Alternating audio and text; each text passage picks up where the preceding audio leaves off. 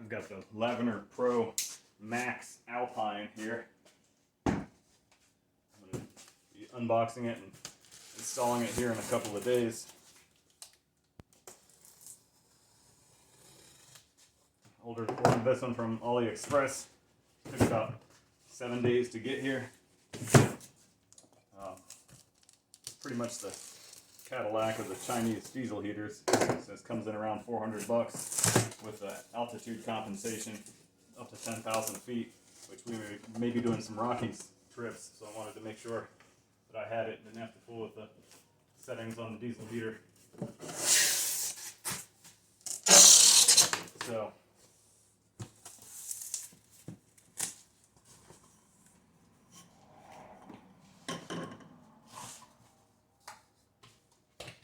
we got a couple elbows, and looks like 2 outlets.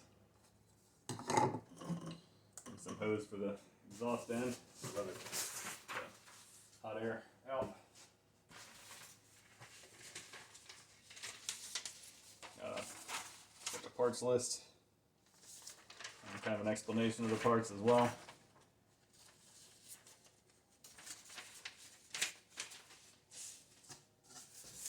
Packaging looks very nice, really well done. Everything's tucked away in its own boxes and compartments. Now, from what I understand, this isn't much different from any of the $60 or $70 diesel heaters on AliExpress, except that their quality control is better. They come with a much better controller, and again, the altitude compensation, upgraded wiring harness, a balanced fan, better combustion chamber, a better glow plug, and then maybe a few other bits. But I really got this for the controller. I have limited space. If you've watched my other videos from the van build, my control panel is fairly small, and this is the perfect size.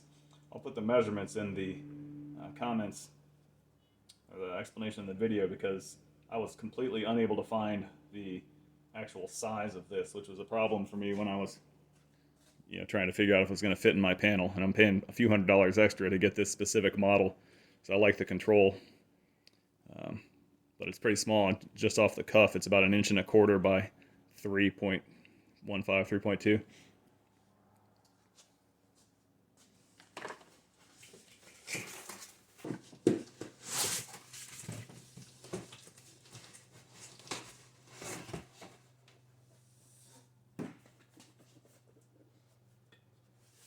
Here's the unit itself.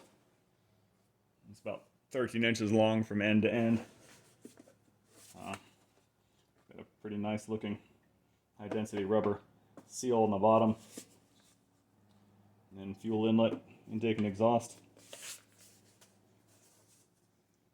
If you're watching this, you're probably just looking at these and trying to decide A, if it's worth the money over a $60 Chinese diesel heater, and B, if it's worth taking the chance and ordering one of these instead of spending $1,200, $1,300 on a Webasto or an Eberspacher.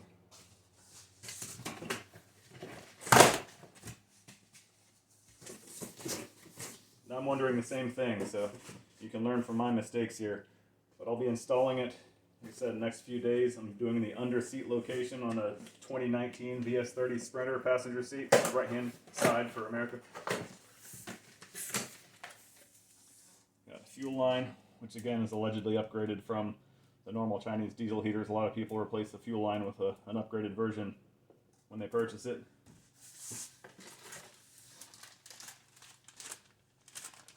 Something you notice immediately is these are much higher quality clamps. These aren't just typical hose clamps. These are like Norma style clamps. I don't remember the name of them, but they have they're not perforated all the way through. They're really robust clamps, and they look like a good grade of stainless. So that's a nice surprise.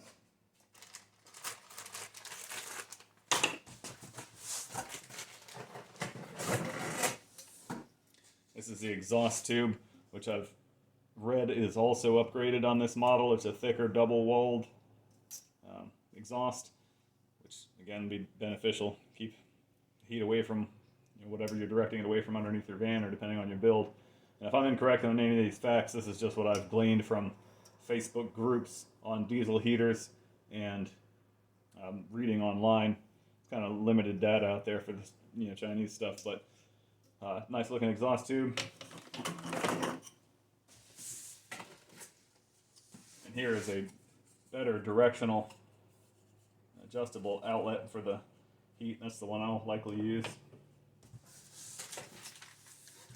It's got a turret style mounting plate, which I'm going to be drilling individual holes for mine. I believe this is somewhere in the order of a 5 1/4 inch hole.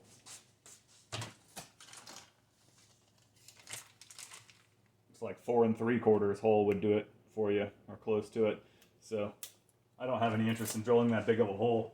I can always go back and do that later, but one of these, either the mounting plate or the turret mount, will be a template. It will work as a template for me to drill the holes with a hole saw or with a unit bit to get them to the size I need. I'm going to put it in the factory location on a Sprinter van. There's a spot already there for it. Got a fuel tap already in place.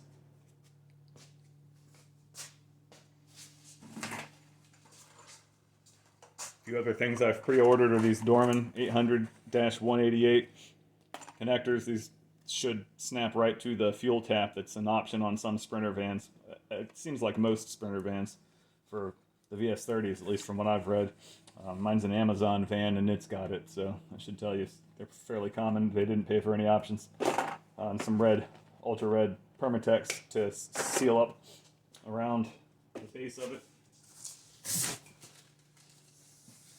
Got a spare parts set with some filter screens and gaskets. Another nice exhaust turret for the hot air. And a splitter, which explains why you've got all these turret options.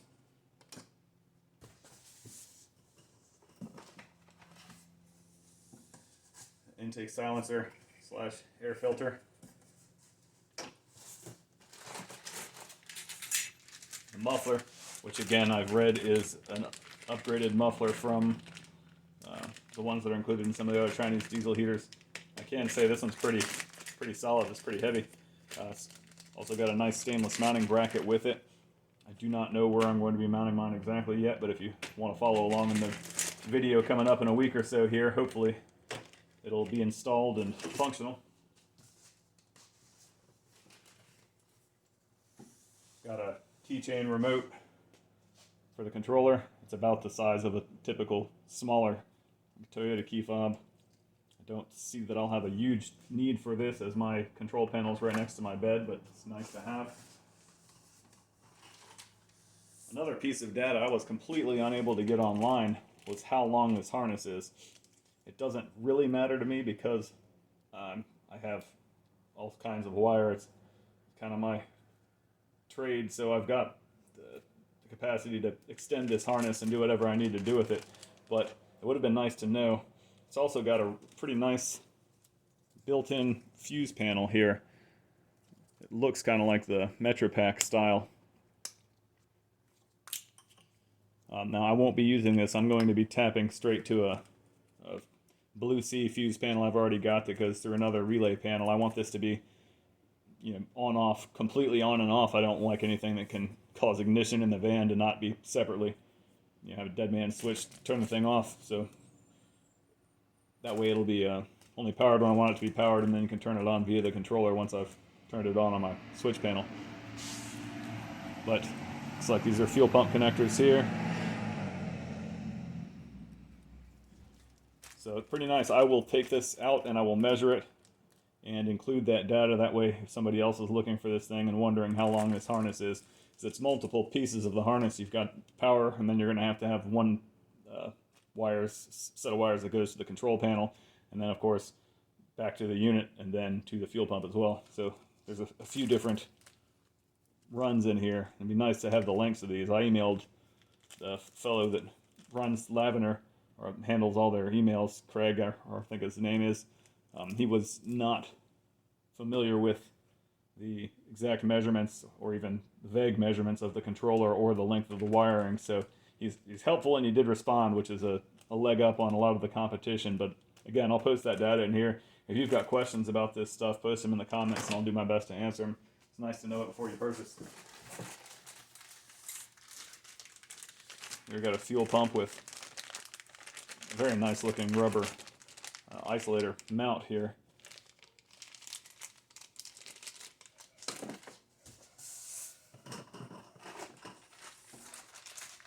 Got a fuel screen / looks like water separator, and several different rubber hoses. Now, that's another topic, is these connectors are 5/16 inch hose, so it's going to be a big step up. There are some companies that sell hoses that step it from the 5/16 down to the fuel line for the diesel heaters.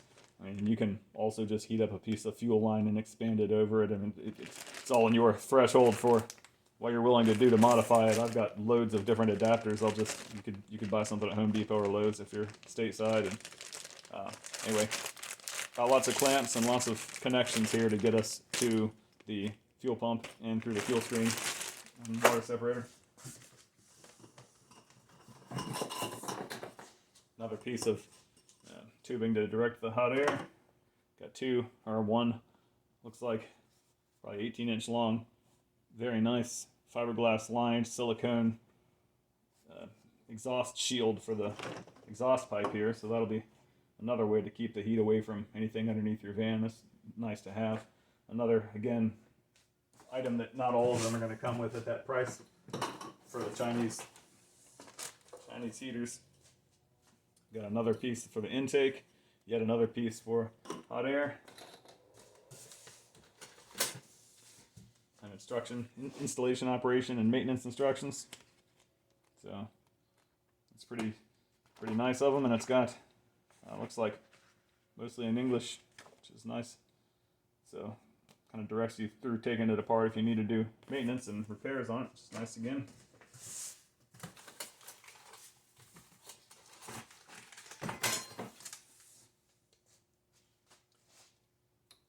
Got some zip ties and the mounting plate, which is what I will be using as a template to drill for this thing.